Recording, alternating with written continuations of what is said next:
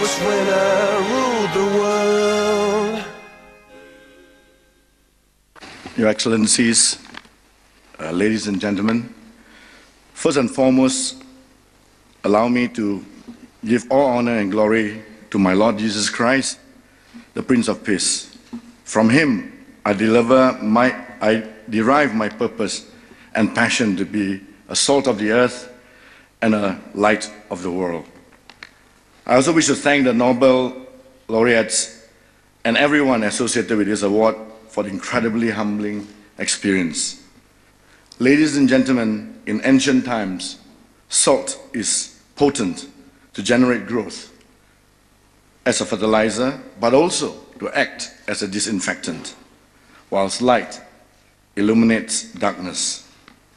I shudder to think that I deserve to be in the same building with distinguished men and women who have devoted their lives to shape and preserve the moral fabric of our world and who walk in the light with considerable cost to their own well-being.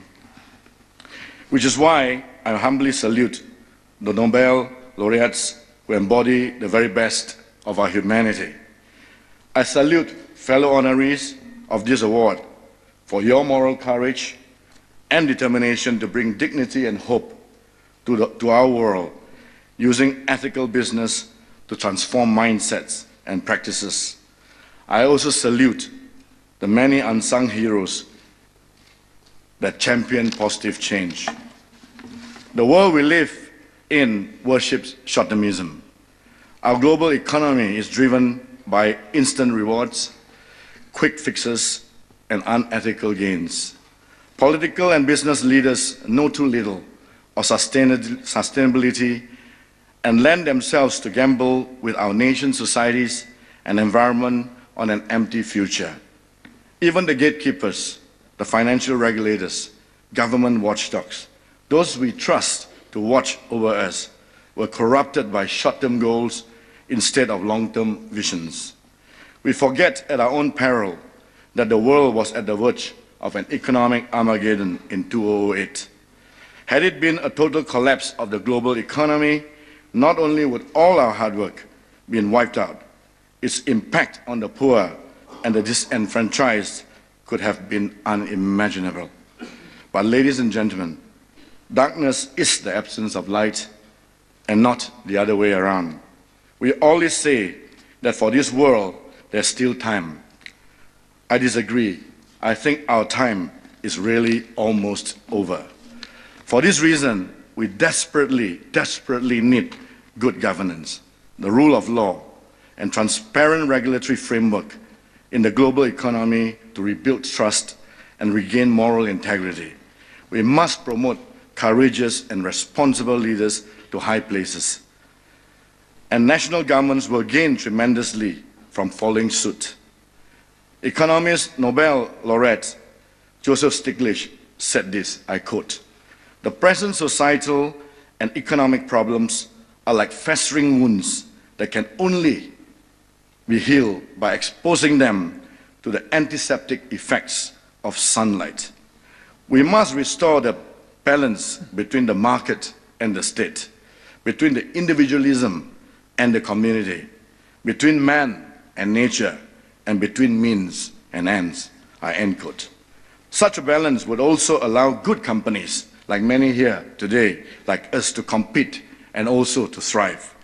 It is certainly in this healthy business environment that YTL has been able to thrive most. The world needs to make it a little easier to walk in the light. YTL's own story is a testament of how we have been repeatedly rewarded by being a force for good. Next month, YTL will be introducing in Malaysia, and for the first time in the world, the 4th generation 4G nationwide mobile internet network with voice. The internet is invented by the people and for the people. We're in the process of introducing a digital superhighway that will not only bridge the gap between the urban and rural communities, but help unleash the talents and potential of all Malaysians. By offering our network at a nominal cost, we will dramatically increase broadband penetration. We all know that a 10% increase in high-speed broadband penetration will increase 1.34% of the GDP. We certainly hope to transplant this goodness globally. Ladies and gentlemen, being a force for good is not a zero-sum game. Not being so is. It is a zero-sum game that nearly 50% of the world today still live on $2 a day. That 840 million still suffer from hunger. It is a zero-sum game that 10 million children die every year from easily preventable diseases, and that 1 billion people still lack access to sanitation, and 1 billion adults remain illiterate. And it is a zero-sum game to allow evil to triumph, and for good, it is a zero-sum game to allow evil to triumph, and for good men and women to sit back and do nothing. I thank the Lord that this day, in this room, we have movers and shakers who love humanity and have given themselves to the good of others.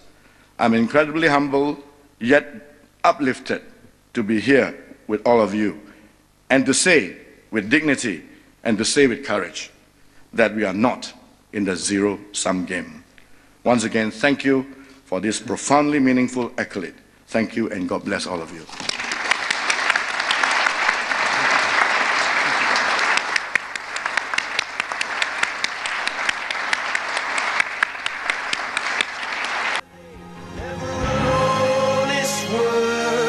But that was when I ruled the world.